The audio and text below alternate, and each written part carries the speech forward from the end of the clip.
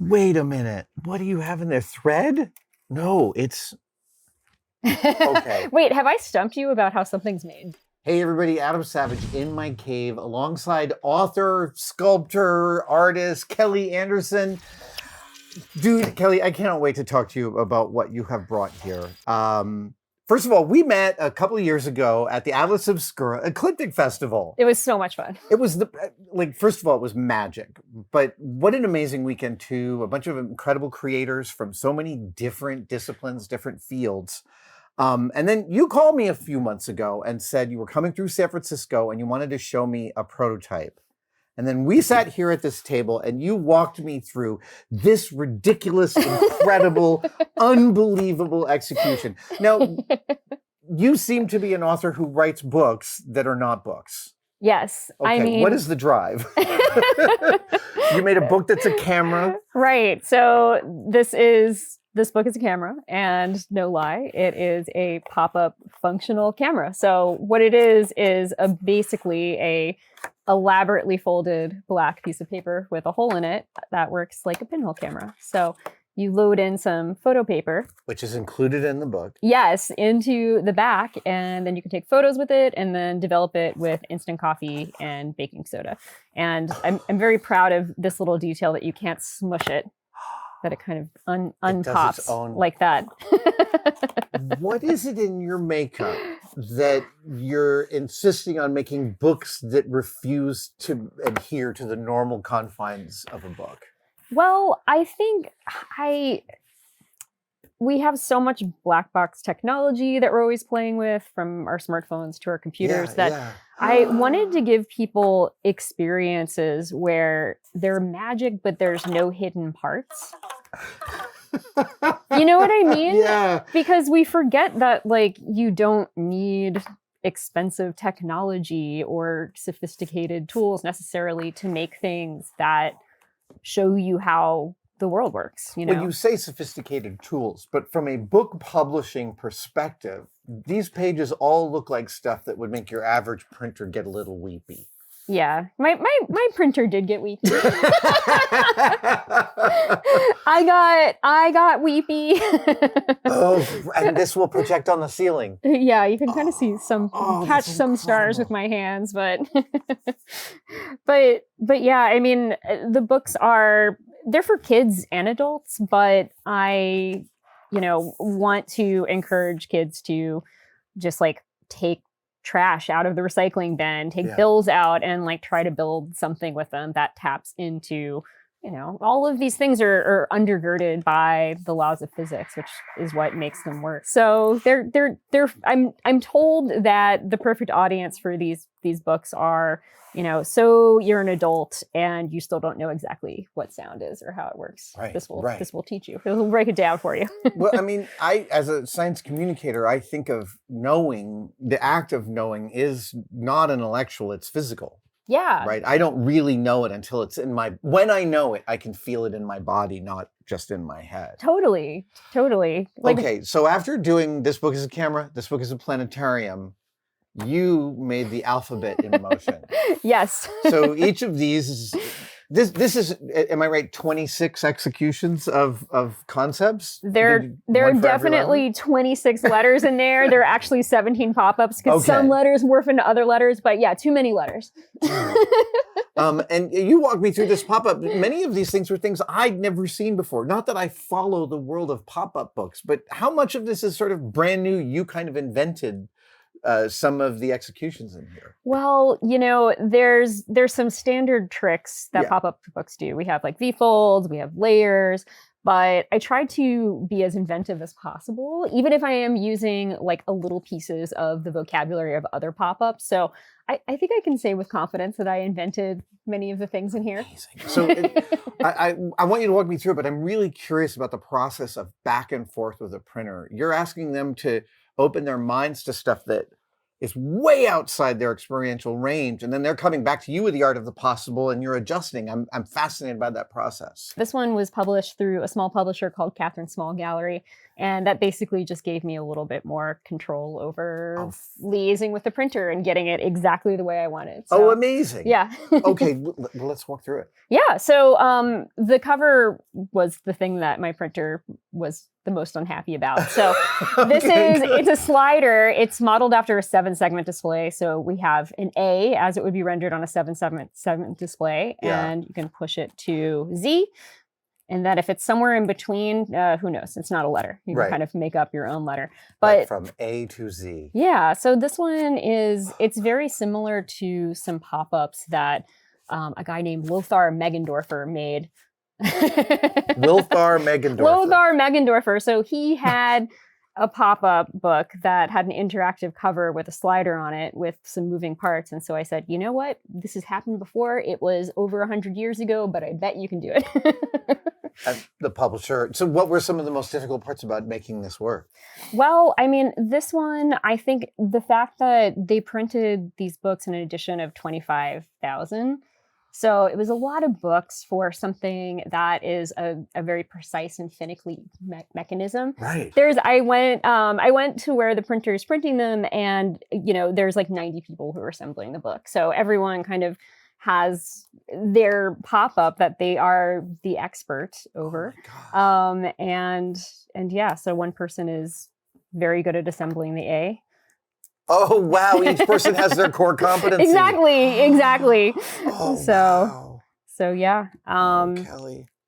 but yeah, what this book is about why we have so many typefaces on our computer. Where did they all come from? And why do they all have different shapes and styles and personalities? And it's because of this, because type wasn't always created on computer. There was a time when all type was made from carved wood or, cast metal, and then had to be like translated to that, stair-step, jagged bitmap type of early computers, and then smoothed out with some anti-aliasing. But, along the way, culture, right?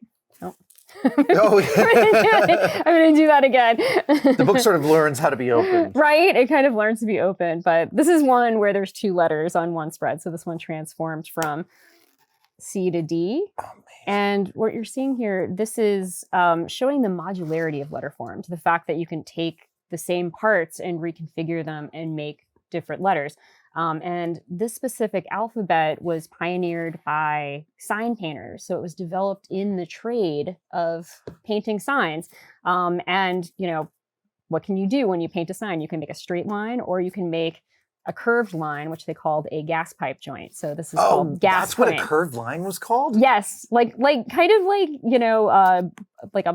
plumbing or a joint or a gas That's pipe. such a physical term. I know. Isn't that cool? But you see this type of lettering all over, especially Southern California, but having just recently procured a pantograph mill, I've become obsessed with Gorton, which is one of the very first pantograph fonts. So cool. Meant to be carved with a circular bit, so that all the tails are circular. Oh, wow. And it is literally, Gorton is the font of the earliest typewriters, because they would etch in and then fill the key, the letter that was on that key. That's so cool.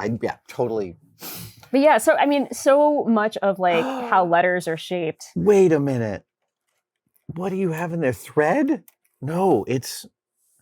Okay. Wait, have I stumped you about how something's made? No, well, first I thought these corners were thread, and then I was thinking about how you would do that, but then it turns out that this is hinged, clear, and not clear paper? Right. So this is a pop-up form that I did not invent, I have to admit, but this is called a slice form. And the way that it works is that there will be, pieces of paper along the x-axis and the y-axis, and they're joined together kind of like this. They're kind of like slotted together in that kind of construction. So they can move in one direction. Yeah, exactly. And if you watch it while it closes, it goes from having these 90-degree relationships to this sort of diamond shape as it closes. But yeah, they're a funny form because they're not glued together. They're just kind of, so if we wanted Really? to take this apart right now, we could. Oh, wow. Terrifying. Yeah. And yet they ship from across the world and they end up being okay. So I'm just like, we're at E now, and I'm just thinking about how many, you said 5 years. There must Yeah. have been a whole bunch of times where you were just like, I'm just not sure this is ever going to come to fruition. There were moments of doubt, but I had to just keep working on it basically full time for 5 years and say, you know what? I think we'll figure it out eventually. I'm so glad you did. It's just like, it's so incredible. All right, let's So this pop-up is one that you have to construct. So it's similar to the Eames House of Cards in that all of these pieces slot die cut together. and they pop out. Yeah, Okay, and you can make a construction that tells you all about basically letterform anatomy, like what we call all of these pieces. Like, what is an ascender? What is a descender? What's a crossbar? What's a ligature anyway? What's an ear? You mentioned the Eames, and for me, their output, really specifically Mathematica, is one of the most important, like, so great visual dives through a set of ideas to me. They must be a huge inspiration for you. They're a totally huge inspiration, because I mean, what they did with Mathematica was take something that we think of as information or data, and they turned it into a embodied experience, which I think once you can tinker with something, it just becomes more accessible to a wider audience and to different types of brains. You're internalizing something without even realizing that you're taking in information. Right. The bell curve, like, that's exactly how I learned about bell curves, was their Statistics, beautiful statistical distribution. Yeah, that's so cool. I was just on this channel a few months ago. I did a video where I just exhorted the audience to foment being font nerds. That for me, being a font nerd has cracked open a whole bunch of the world for me. Right. I mean, I think the point I'm trying to make with this book is that if you look closely enough, you can see the history of the world. All of these different eras, cultures, philosophies, they're embedded in letter form. They're there. And I feel like we pick up on it. We pick up on a vibe from letter forms, but we don't know where they came from. And so this book, as gently as possible, rather than sitting people down with like an encyclopedia of letter form, like inviting them in to play with it and just peppering those ideas. So then if they are interested, the encyclopedia is actually in the back that you can like flip back here. This is your study guide. Yes, exactly. Okay. So, if you get hooked on the idea, then there is a rabbit hole for you to jump down. Oh, good. You're taking good care of the audience here. Yeah, like this one, this typeface DIN was on German license plates for decades. Okay. And you can see what happens if you have an H right here and you want it to be an I. All you need is a little bit of white paint to change it. And so the German Autobahn Authority were like, this will not do. We have to create an alphabet where you cannot change any letter into any other letter. Yeah, which is, I mean, we learned about this with CD, like, letter forms are inherently modular. So it's pretty easy to change one letter to another. How many people have changed the SIG pass at school from a 2 to an 8 to get the date right? There's all sorts of autobiographical information we are learning right now. Some of my first font nerdery was in replicating hall passes. That's so funny. All right, so how does this work? So this one, this is an H that is not fooling anyone, so it basically the I is this shape, and if you want to turn into an H, well, that's too bad. It just looks like ridiculous. So it's basically one of the ugliest typefaces ever invented, and it's meant to thwart human, the human desire to intervene. Okay, what's going on in this? Okay, I love this one. This one's so much fun. So this one is about the technology of photo typesetting, which was a transitional technology in between hot metal typesetting and digital typesetting. Oh, and this is when I first worked in graphic design in the mid 80s. We had a full-time guy who sat at a photo type machine, and we paid, something incredible, like, 25 cents per word to have him photo set all of the stuff we were making annual reports from. So yeah, I remember the photo set. It seems so wild because you're typing blind into this machine that like quickly spins a disc, gives you different letters. These are all this is the letter J pop up. So Right. these are all J's. But ordinarily you'd have the entire alphabet, but you can choose your style of J here. And, it would go onto photo paper and then be developed. And that's where your headlines in your magazine would come from. That's where your body copy would come from. This one is really highlighting the playfulness of this technology, because imagine having hot metal type. Like Right. you can't play with it. You can't bend it. You can't warp it. You can't apply effects to it. But like as soon as you have something like this, you can put filters on it. We talk about filters in Photoshop. That's where they come from. Right. You know? Right. You're have absolutely this right. little- That hadn't occurred to me. It was Yeah. a physical filter that adjusted the image. Right. Halftones, etc. Yeah. So you have this explosion of all of these, this just like screams like late 60s, early 70s. It looks Totally. like bell bottoms, because people could be more playful because they could afford to be. Because So- you could try things at much lower, you could iterate at a much lower cost. Exactly, because you're just talking about film, not about lead. One aspect of this pre-digital photo era, one of the things I worked on a lot were annual reports. And when you were ordering the stuff in photo paper, it was so expensive. Yeah. And annual reports have so much information. You needed to know the cost before you executed it. Yeah. So I was a type specker. I would count and mathematically figure out roughly exactly how many characters we were going to be paying for. Yeah. That's all pre-digital. Wow. Yeah, and people don't realize how technical that was. It was. I had to average something like 15 lines and then come up with a median and then use that and average it across the thing. But numbers have a different density than words, Yeah. etc. And then what would happen if something was wrong? Something was always wrong. Sometimes we would lay out all the text in rub down type because it might be in a custom color and we wanted to show the client a fully realized comp. So we'd be doing paragraphs and paragraphs and paragraphs Of rub-down type. set rub down type. How long would it take to set a word? Just a word in rub down type. Oh, just a couple seconds. Okay. Yeah, Okay. you can set it all up where you can. Yeah, I got really fast Okay. at that. We were ordering. There were service bureaus that would do it for days, and that was super expensive. But when it was like all custom colored text, you had to deliver a working prototype. That's the one thing that's missing in this book. I wanted to send everyone a piece of rub down type of Letraset, but no one really makes it anymore. There are a few small shops that are making it. I've been in contact with somebody who's going to make Pricey. some for. Yeah, it's super It's expensive. super expensive. I'll tell you, in Propage, there's some very funny artifacts from Letraset. On the 2001 silver spacesuits, there is some Letraset on the front, and down here on the front pack of the spacesuit is a little block of text. Uh-huh. And if you can go to the museum show and you can zoom in and see it, it's actually the legalese from the lower right-hand corner of white Letraset. And it was That's like, amazing. Letraset is international, is a subsidiary of blah, blah, blah. Oh my gosh, that All is right, I'm awesome. sorry, I went on too long. No, that is so great. Sorry, just to go back, I appreciate both the 60s letter forms and this sort of oil drop lamp 60s Yes! like party scene you've got Totally. going on with your mores here. Or, you take it to the Fillmore. And, Yes, do exactly. your- One do pill your makes light you show. larger. Yeah, exactly.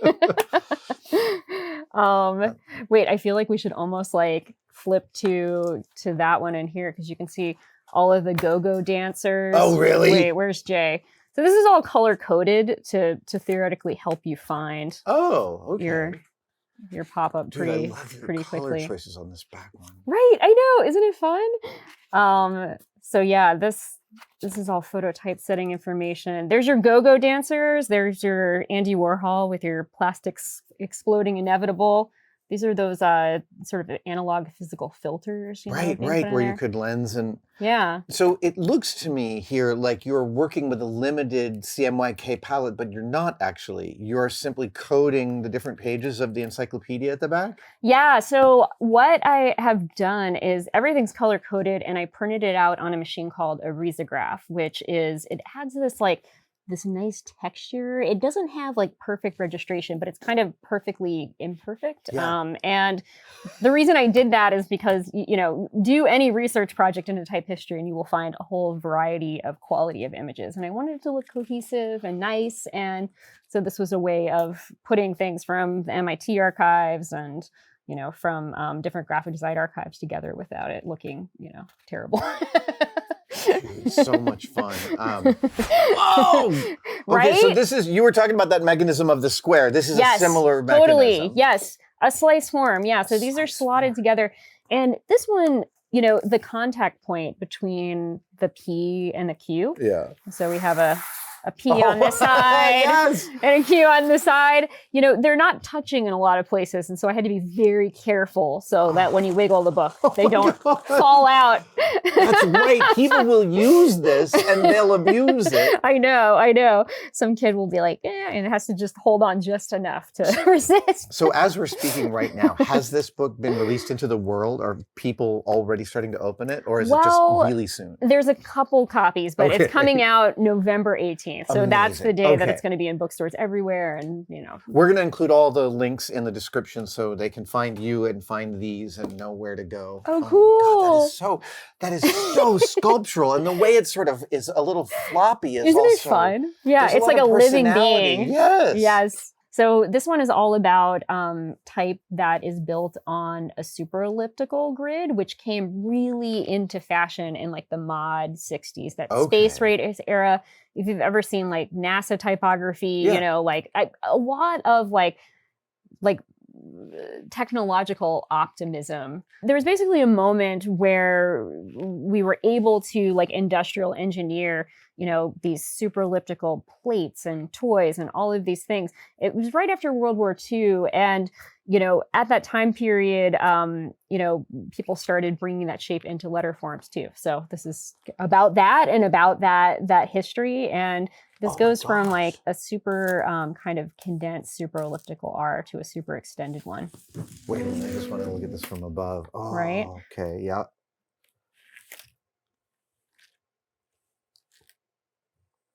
Oh, Kelli, this is absolutely ludicrous and Isn't it beautiful. cool? This is I feel like I can take credit for like inventing this type of pop-up. I don't think anyone's done this before. There's so much fanfare going on here. Right? This is like a Busby Berkeley musical. Thank you. This is like a Stanley Donen. Oh my God, it's so great. And dude, you're printing on both sides of these pieces of paper and the colored gradations. I mean, figuring out where to put the print in relationship to the cut line on this one was a total, it almost broke my brain. So yeah, I have no trouble believing that. This one, okay, so these are fun. This is kind of like get your Lego building block hat on, and let's see if we can actually get these out of this pocket. So this is a modular typeface that was designed by Joseph Albers in the BauHaus. Yes, color theorist. Right? And so it's just these pieces. So we have 10 pieces and it makes all of the letters of the alphabet. And so this is kind of a challenge. If I give you these pieces, can you make the letter A? Oh, yeah. Oh my God, we totally have to try this. I'm going to hide the solution right here. All right. I'm not going to look at the thing. So I feel like I want to do, I feel like there's a reasonable potential A. Okay, so this is Joseph Albers' solution for A, but that's an A too. Good job. A tiny Joseph Albers side story. My father did a documentary about Joseph Albers. Really? In the 60s. And I can probably find a copy. But I met Joseph Albers when I was a little kid. I went to his house with my dad so my dad could show him the film. And Albers had on the wall one of those air conditioning grates that was concentric squares that blew the That's thing. amazing. And I was like 10 years old and I was like, Mr. Albers? And he was like, yeah. And I'm like, is the vents on purpose? And he's like, welcome to my lifelong rabbit hole of color theory studies. He literally was like, oh, I never noticed it was concentric squares. Wow, that's so cool. Oh my gosh. That's so awesome. Aww. So he invents this modular, and this is the guide for how to make each letter? Well, so this is another modular alphabet. Oh, this is okay. So this one's going to blow your mind because it not only makes all of the letters of the Latin alphabet, but it makes all of the Cyrillic characters too. Oh. And so it's all on a wheel. So, this is the UV. So I'm like, all right, how do we make V? There we go. But then the Cyrillic equivalent of V is V. And so you can make that also. Wow. So you can also use this as a stencil to make your own letters. Yeah. But I much prefer Joseph Albert's A to mine. That's quite a beautiful A. well, he has this kind of nice system, and all the answers or his solution that he designed It's is all here on hidden the there. inside. But I didn't want to take people's fun away, so I didn't want to make it too apparent. I love that. I love that. Kelly, I can't even conceive of birthing something over such a long time period. I'm curious about mitigating strategies you have in the middle of a project like this, like small comfort projects you may do to sort of reset your head.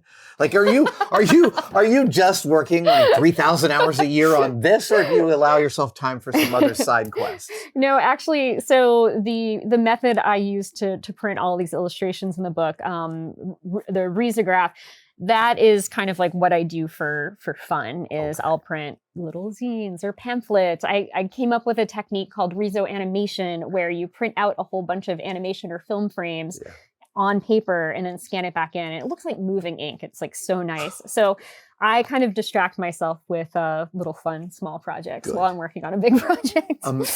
This is an inconceivably large project. I'm so impressed with your ambition. Oh my gosh, so inspired. Thank you. It's incredible. Again, we're going to include links in the description to everything you need to know to find Kelly on the socials and find yourself a copy of this magnificent book, dude. Oh, thank you. Please come back with whatever project you're working on next time you're in the city. Thank you. This is just incredible. Do you want to see this last ta-da? Oh, yeah. Okay, so you kind of have to untuck it a little bit, but... Oh my God, you have monofilament all through this. Yeah, so this is the Y, and when you pull it... It's a Z. It's a Z. That's like a Muppet joke. Right? Yeah. Letterform and type design is super fascinating. It also, there's just way too many letters in the alphabet. I'm so happy about it. Just incredible. Oh, thank you. You're still here? Great. I want to tell you about some of the stuff we've got for sale at adamsavage.com, including a new gear bag. I know it looks like two gear bags, but these are two versions of the same bag. And this is a new line we're calling the Everyday Gear Bag, or EDGB. This is inspired by a gear bag I made for a piece of kit last year. I found this beautiful red zipper I really liked, and then I took some sailcloth and I made a bag of this form factor. And I just sort of fell in love with this kind of lunchboxy kind of thing. So we made a bunch of them. Most of them are in red. A few precious ones are in orange. And if we sell out, we will make some more. Go to adamsavage.com and get yours today.